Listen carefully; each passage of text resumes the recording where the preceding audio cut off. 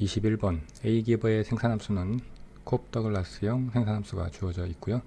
단기의 자본 투입량은 1로 고정되어 있다. 임금이 10, 생산품 가격이 100이라면 이 기업의 단기 균형에 대한 설명으로 옳은 것만을 보기에서 모두 고르면 단기 균형 문제를 묻고 있습니다. 단기이기 때문에 투입 요소 중에 자본이 고정되어 있고요. 노동만 변화하는 경제의 상태임을 알 수가 있습니다. 그리고 임금의 가격이 주어져 있고 그런데 자본의 가격은 주어져 있지 않죠. 그 다음 생산품 가격이 100으로 주어져 있습니다. 보기를 한번 보면 기업과 니은은 단기 이윤 극대화, 노동 투입량과 생산량에 관한 기술이고요. 그 다음 최대 이윤을 묻고 있습니다. 마지막으로 자본재 가격에 따라서 이윤이 변화를 할 텐데 자본재 가격이 100을 초과할 경우 이윤이 음액값을 가진다라는 지문이 있습니다.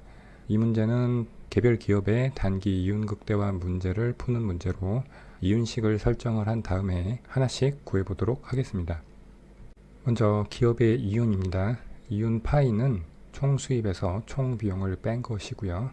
그런데 제약 조건으로 생산함수가 주어져 있습니다. 문제에서 단기의 상황을 가정하고 있으니까 자본 투입량은 1로 주어져 있고요. 그래서 이 1을 대입을 하면 생산함수는 L의 0.5승으로 바뀌고요. L로 정리를 하면 L은 Q제곱이 됩니다. 이제 총 수입과 총 비용을 설정을 해야 되는데 총 수입은 가격 곱하기 산출량이죠. 그런데 가격도 문제에서 100으로 주어져 있고요. 그 다음 총 비용입니다. 이것은 이제 단기 총 비용 함수가 될 텐데 기본적으로 노동에 대한 비용, 그 다음에 자본에 대한 비용이 있는데 문제에서 임금이 10으로 주어져 있고 자본량이 1로 주어져 있기 때문에 이것을 그냥 대입을 하면 되겠고요. 그런데 우리가 앞에서 제약 조건에서 K에 1을 대입을 함으로써 산출량 Q에 관한 식으로 변형을 할 수가 있었는데 이것을 비용 함수에 대입을 해줍니다. 그리고 문제에서 주어진 임금과 자본 투입량을 대입을 해주면 총 비용 함수는 이렇게 산출량 Q에 관한 함수로 변화가 됩니다. 그렇게 되면 총 수입과 총 비용이 모두 산출량 Q의 함수가 되므로 우리는 이제 이윤식을 Q에 관한 함수로 설정을 해서 Q에 대해서 미분을 해서 이윤을 극대화하는 값을 구할 수 있겠습니다. 그래서 이윤은 P 곱하기 Q 마이너스 총 비용이 되겠죠. 그래서 이것을 산출량 Q에 대해서 미분을 해서 정리를 하면 단기의 이윤 극대화 생산량은 5가 되고요. 이 5를 우리가 아까 변형해 준 제약식에다가 대입을 해주면 단기의 이윤 극대화 노동 투입량은 25가 됩니다.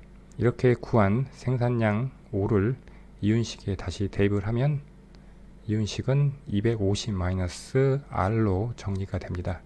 이제 보기를 하나씩 살펴보도록 하겠습니다. 자, 기억 단기의 이윤 극대화 노동 투입량은 10이다. 25로 도출이 됐죠. 니은 단기의 이윤 극대화 생산량은 5이다. 이것은 맞는 보기고요.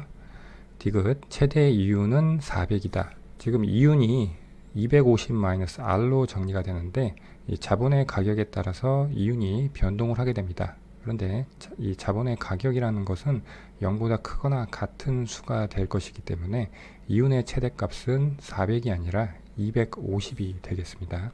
리얼 자본재 가격이 100을 넘으면 이윤이 음액값을 가진다. 자본재 가격 R이 100일 경우에는 이윤은 150이 됩니다. 즉 자본재 가격이 100일 경우에 이윤이 150이니까 100이 넘어도 이윤이 양인 구간이 존재합니다. 자본재 가격이 250이 넘을 경우에 이윤이 음액값을 가지게 되는 것이죠. 그래서 이 부분이 틀린 보기가 되겠고요. 설명으로 옳은 것만을 고르라고 했으니까 지금 니은만 맞죠? 답은 1번이 되겠습니다. 22번 노동시장에 관한 설명으로 옳은 것만을 보기에서 모두 고르면 기억, 노동이 유일한 변동 생산 요소일 경우 기업의 노동에 대한 수요 곡선은 노동의 한계 생산물 수익 곡선이다. 기업이 이윤 극대화를 달성하기 위해서는 비용 극소화를 먼저 달성을 해야 되는데 비용 극소화의 조건으로 등량 곡선의 기울기인 한계 기술 대체율과 등비용 곡선의 기울기인 요소 간의 상대 가격 비율이 서로 같아야 한다는 조건을 만족해야 됩니다. 한계 기술 대체율은 노동과 자본의 한계 생산성의 비율이고, 그렇게 되면 이것은 아래와 같이 정리를 할 수가 있습니다. 즉, 각 생산 요소에 쓰여진 돈 1원당 한계 생산이 같아져야 비용이 극소화된다는 조건으로 해석을 할 수가 있습니다. 이 식은 아래와 같이 역수로 표현을 할 수가 있는데, 이 조건의 의미를 보면 이 W는 노동을 한 단위 추가로 고용하는 데 드는 비용이고요. 그리고 MPL은 추가적인 한 단위의 노동 고용이 가져다주는 생산량의 증가분을 의미합니다. 즉, MPL분의 W라고 하는 것은 한 단위 산출량을 추가로 생산하는 데 드는 비용이라는 의미를 갖게 됩니다. 물론 MPK분의 R도 마찬가지 의미가 되겠습니다. 결국 이것이 한계 비용의 의미라는 것을 우리는 알 수가 있습니다. 이러한 조건 하에서 이 기업은 이윤극대화를 달성하기 위해서 한계 수입과 한계 비용이 같다는 조건을 만족을 해야 됩니다. 한계 비용이 MPL분의 W 또는 MPK분의 R인데, 문제에서 노동이 유일한 변동 생산 요소라고 했으니까 우리는 자본은 배제를 하고 노동으로 표현된 한계 비용인 MPL분의 W를 MC의 자리에 대입을 해줍니다. 그러면 한계 수입과 한계 비용이 같다는 조건은 이와 같이 표현이 되고요. 여기서 MPL분의 1을 좌변으로 넘겨주면 한계 수입 곱하기 노동의 한계 비용, 이것이 임금과 같다는 식으로 변환이 됩니다. 여기서 MR 곱하기 MPL을 MRPL로 표현을 바꿀 수가 있고요. 이것이 바로 노동의 한계 생산물 수입 또는 노동의 한계 생산 수입이 됩니다. 이것과 임금이 같은 조건을 만족을 시킬 때 기업은 이윤 극대화를 달성하게 됩니다. 즉, 좌변은 생산 요소 노동 한 단위를 추가로 고용함으로써 벌어들일 수 있는 수입의 증가분이 되고요. 오른쪽은 노동 한 단위를 추가로 고용하는 데 드는 비용이 되겠습니다. 따라서 이 조건이 바로 기업의 노동에 대한 수요 곡선이 됩니다. 오른쪽의 그림에서처럼 노동과 임금의 평면에서 노동이 증가함에 따라서 노동의 한계 생산이 감소하니까 우하향하게 되고, 이것이 바로 기업의 노동에 대한 수요 곡선의 그래프가 되겠습니다. 만약 이 상품을 판매하는 시장이 완전 경쟁 시장이라면 기업이 벌어들이는 한계 수입은 가격과 같게 되고, 그렇게 되면 MR 대신에 P를 대입할 수가 있고, 그러면 P 곱하기 MPL로 이 좌변이 바뀌게 됩니다. 이것을 우리는 VMPL, 노동의 한계 생산 가치라고 하고요. 그래서 재화 시장이 완전 경쟁 시장일 때는 노동의 한계 생산 가치 곡선이 기업의 노동에 대한 수요 곡선이 됨을 알 수가 있습니다. 즉, 이 조건이 기업 입장에서 노동에 대한 최적 고용 수준의 조건이 되는데, 만약 임금이 상승했다고 해보면 노동을 한 단위 고용함에 따른 비용이 증가하기 때문에 노동 고용량을 줄여야겠죠. 노동 고용량을 줄이게 되면 노동의 한계 생산성은 증가하게 됩니다. 따라서 좌변도 상승하게 되고, 그러면 다시 이 균형 조건을 만족하게 되겠죠. 그래서 임금이 상승하면 노동 고용량이 감소하게 되는 우하향의 모습을 가지게 되는 것입니다. 따라서 보기 기억은 맞는 보기가 되겠습니다. 그 다음 니은, 생산물 시장이 독점일 경우 경쟁 시장일 경우보다 노동 고용량이 늘어난다. 생산물 시장이 독점일 경우에는 경쟁 시장과 비교해서 가격은 상승하고 산출량은 줄어들게 되죠. 산출량이 줄어든다는 것은 노동의 고용량이 감소한다는 것을 의미합니다. 따라서 이 니은은 틀린 보기가 되겠습니다. 이것은 이 식을 가지고도 생각을 해볼 수가 있는데, 생산물 시장에서 우하향하는 일반적인 수요 곡선이 있다고 할 때, 그 수요 곡선은 기업 입장에서는 평균 수익 곡선을 의미하고요. 한계 수익 곡선은 우하향하는 수요 곡선보다 기울기가 2배로 가파른 우하향의 직선이 되겠습니다. 그 이야기는 지금 이 조건은 생산물 시장이 독점일 경우고요. 이 아래는 생산물 시장이 경쟁 시장일 경우인데, 한계 수입보다 이 가격 P가 더 크기 때문에 VMPL이 MRP보다 더 크게 됩니다. 즉, 이 평면상에서 MRPL보다 VMPL이 더 위쪽에 위치하는 모습이 되고요. 그래서 같은 임금률이라면 기업 입장에서 생산물 시장이 경쟁 시장일 때 더 많은 노동을 고용하게 됩니다. 그래서 이 니은은 거꾸로 서술하고 있기 때문에 틀린 보기가 되는 것입니다. 다음 디귿은 수요 독점에 관한 내용인데 수요 독점은 시장에 오직 하나의 수요자만 존재하는 경우를 의미합니다. 지금 노동시장에서의 수요 독점을 이야기하고 있죠. 그래서 WL 평면에서 생각을 해야 됩니다. 우리가 재화시장 또는 상품시장에서 기업이 독점자인 경우에 시장에서 관찰되는 수요 곡선으로부터 한계 수익 곡선을 도출해서 그것을 한계 비용 곡선과 만나는 점을 구하는 방식으로 이윤을 극대화하는 균형점을 찾았습니다. 지금 우리는 재화시장이 아니라 생산 요소 시장에서 독점을 살펴보고 있는데, 재화시장에서는 기업이 공급 측면에서의 독점자였지만 생산 요소 시장에서는 수요 측면에서의 독점자입니다. 따라서 수요 측면에서의 독점자는 공급 곡선을 이용해서 이윤을 극대화하는 가격과 고용량을 도출하게 됩니다. 수요 독점을 하고 있는 기업 입장에서 생산 요소의 공급 곡선은 일반적으로 우상향하는 모습으로 보여지게 됩니다. 그런데 이 우상향하는 노동의 공급 곡선이라고 하는 것은 가계가 결정을 하는 부분인데, 이것은 한 단위 고용하는 데 드는 평균적인 비용이 얼마인가를 보여주는 곡선입니다. 하지만 우리가 이윤 극대화의 조건을 찾을 때는 평균적인 개념이 아니라 한계적인 개념에서 생각을 해야 됩니다. 따라서 평균 요소 비용 곡선이 아니라 한계 요소 비용 곡선을 도출해야 됩니다. 재화시장에서 우하향하는 수요 곡선이 있다고 할 때 한계 수익 곡선은 수요 곡선보다 더 가파른 우하향하는 모습의 그래프였습니다. 그런데 여기서는 우상향하는 평균 요소 비용 곡선에서 한계 요소 비용 곡선을 도출해야 되니까 이 공급 곡선보다 더 위쪽에서 가파른 기울기를 갖는 모양을 가져야 된다는 것을 알 수가 있습니다. 한계값이 평균값보다 커져야 평균값이 상승하게 되기 때문이죠. 여기서는 직선을 가정하니까 직선이면서 2배의 기울기를 가진 그래프가 되겠습니다. 이렇게 한계 요소 비용 곡선이 도출되면 이것은 기업 입장에서 노동을 한 단위 더 고용함으로써 얻는 비용을 의미하고요. 그리고 우리가 기억 니은을 풀면서 도출한 우하향하는 기업의 노동에 대한 수요 곡선이 바로 기업이 생산 요소를 한 단위 더 고용함으로써 얻는 수입이 되겠습니다. 따라서 수요 독점 시장에서 기업의 이윤 극대화 조건은 MRP와 MFC가 같아지는 조건이 되겠습니다. 따라서 이 기업은 MRP와 MFC가 일치하는 이 점 선상의 노동 고용량 L1만큼을 고용하게 되고요. 그리고 노동자에게 임금은 W1만큼을 지불하게 됩니다.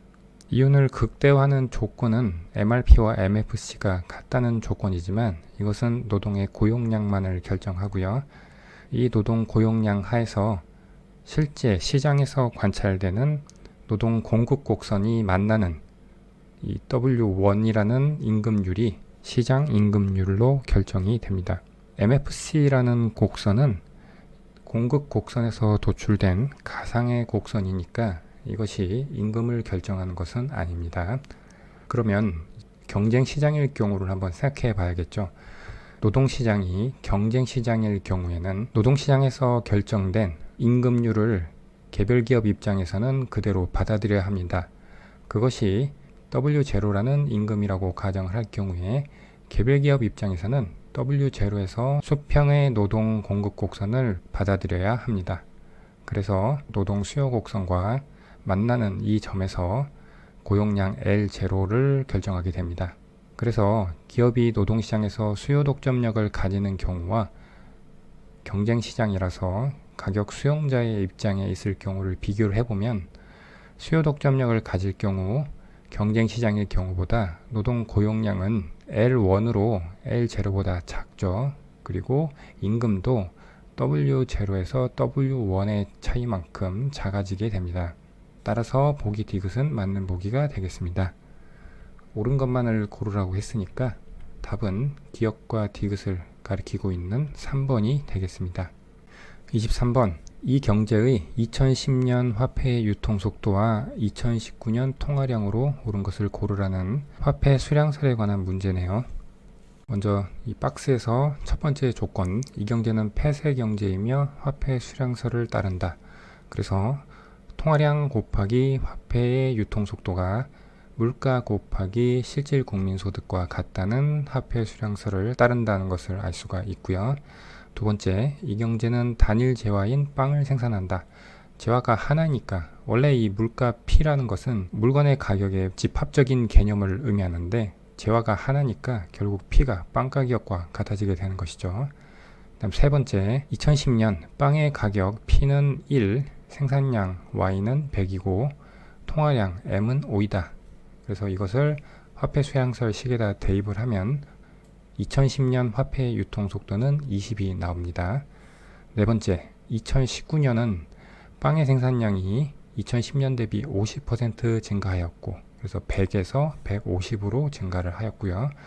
화폐 유통속도는 절반인 10으로 줄어들었습니다. 빵 가격은 1로 변함이 없고요. 이때 2019년 통화량은 15가 나옵니다. 따라서 이 문제는 20과 15를 나타내고 있는 4번이 답이 되겠습니다. 24번, 어떤 상품 시장의 수요 함수, 궁극 함수가 이렇게 주어져 있습니다. 이 상품 시장에 대한 설명으로 옳은 것만을 모두 고르면 보기를 보니까 최고 가격제에 대한 문제네요. 먼저 초과 수요 함수를 도출하겠습니다. 초과 수요 함수는 수요 함수에서 공급 함수를 빼면 되죠. 그래서 계산을 하면 1200-4P가 되고요. 그리고 PQ 평면에서 시장 수요 함수와 시장 공급 함수를 그리면 이와 같은 모습이 되고 균형점 하에서 생산량은 400이고 가격은 300이 됩니다. 보기 기역에서 생산자 잉여를 묻고 있는데 생산자 잉여는 기업이 얻은 수입에서 공급 곡선 아래의 변동 비용을 뺀 것이 생산자 잉여죠. 그래서 이 빗금친 부분의 넓이가 되고요. 삼각형 공식에 의해서 밑변이 200이고 높이가 400인 삼각형이니까 200 곱하기 400이 8만이니까 거기에 2분의 1을 곱하면 4만이 나오죠. 그래서 기억은 맞는 보기고요. 그 다음 니은부터 리을은 최고 가격에 대한 설명이니까 최고 가격을 설정해서 그래프를 살펴보겠습니다. 자, 최초 그래프에서 최고 가격을 150으로 설정을 했고요. 보기 니은부터 보면 초과 수요량을 묻고 있죠. 가격이 150일 때 초과 수요량은 초과 수요 함수에 가격 150을 대입을 하면 600이 나옵니다. 그런데 500이라고 했으니까 틀렸고요. 디귿 암시장 가격은 지금 공급량이 이 150이라는 가격에서 100으로 제한이 되죠. 그러면 수직에 공급 곡선이 있는 것과 마찬가지 의미가 되는데 이때 수요 곡선의 높이가 바로 암시장 가격이 됩니다. 그래서 100을 수요 함수에 대입을 하면 암시장 가격은 450이 됩니다. 디귿은 맞는 보기고요. 리얼 사회적 후생 손실을 구하라고 했는데 이것은 완전 경쟁 시장일 때와 비교해서 후생이 감소한 부분을 계산을 하면 되겠습니다. 완전 경쟁 시장은 최초의 수요 함수와 공급 함수가 만나는 이 점이었죠. 그런데 최고 가격이 설정됨에 따라서 균형 생산량은 100으로 감소하고요. 가격은 450으로 증가하게 됩니다. 즉 완전 경쟁 시장에 비해서 이 빗금친 부분만큼의 사회적 후생 손실이 발생하게 됩니다. 삼각형 공식에 의해서 계산을 하면 사회적 후생 손실은 45,000이 나옵니다. 그런데 4만이라고 되어 있으니까 이 부분도 틀린 보기가 되겠죠. 따라서 답은 기역과 디귿이 옳으니까 2번이 되겠습니다. 마지막 문제입니다. 슈타켈버그 경쟁의 문제네요. 시장에 A, B 두 기업만 존재하고 시장 수요 곡선이 주어져 있고 한계 비용은 0입니다. B기업은 A기업의 반응 곡선을 알고 A기업은 B기업의 반응 곡선을 모른다. 즉 B기업이 선도자의 역할을 하고요. A기업은 추종자의 역할을 하게 됩니다. 슈타켈버그 경쟁은 게임 이론에서 순차 게임을 의미하고요.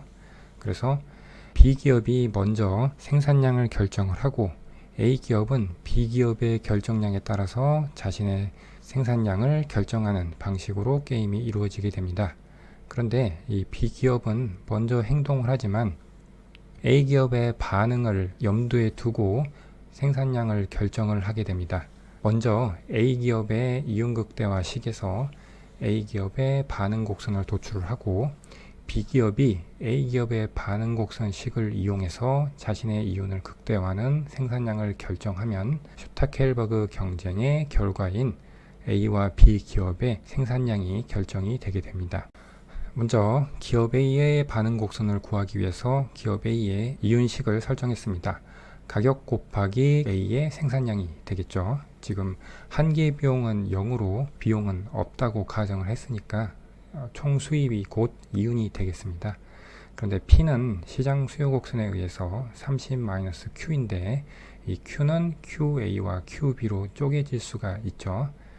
그래서 A의 이윤식이 A와 B의 생산량의 함수가 되는데 기업 A는 자신의 생산량만 선택을 할 수가 있죠. 그래서 이 이윤식을 자신의 생산량에 대해서 편미분을 해서 정리를 하면 기업 A의 반응 곡선식이 나옵니다. 그래서 기업 B가 생산량을 결정을 하면 기업 A의 생산량은 자동으로 결정이 되는 이러한 의미를 갖고 있습니다. 이제 기업 B가 이윤을 극대화해야겠죠. 역시 수요 곡선을 대입을 해서 이렇게 정리를 할 수가 있고 여기서 중요한 점은 B기업이 기업 A의 반응 곡선을 알고 있다는 것입니다. 그래서 자신의 이윤을 극대화하는데 A의 반응 곡선을 활용해서 식을 세우게 됩니다. 우리가 앞에서 구한 A의 반응 곡선을 대입을 해서 정리를 하면 QB만의 함수로 정리가 되고 이것을 역시 QB에 대해서 편미분을 하면 QB 값은 15가 나옵니다. 그리고 QA는 QB 값인 15에 따라서 반응 곡선에 대입을 하면 7.5가 나오게 됩니다. 따라서 슈타켈버그 경쟁의 결과는 B가 15를 생산을 하고 A가 7.5를 생산하는 모습이 됩니다. 따라서 답은 4번이 되겠습니다.